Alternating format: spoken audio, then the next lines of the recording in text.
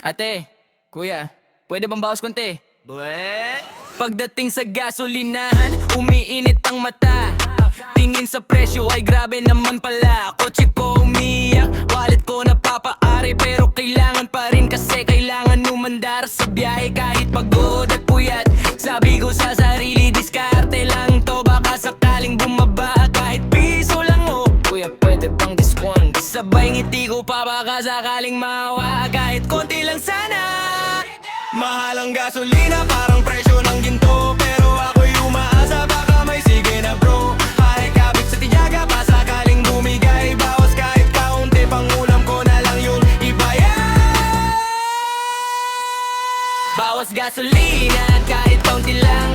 Bandit ko sa araw-araw pang laban. Sabi ni Kuya Sir, fixed price po yan. Pero ako umaasa, baka sakali lang. Bawas gasolina, pang tao lang din. Kahit piso lang, oh, sana pagbigyan din. Kasi sa hirap ng buhay, diskarte lang. Baba sakaling bumaba ang presyo ng sandali lang. Tutok pangarap pero empty wallet. Check ko presyo parang masakit sa dibdib legit. Gasolina taas, sahod di sumasabay. Kaya tumatawad kahit alam ko walang chance na may bawas.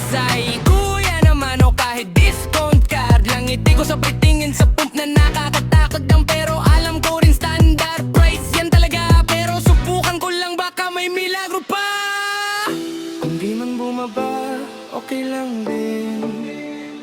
Basta susubok ako, ganyan talaga ang diskarteng Pinoy nag-isip. Bawas gasolina,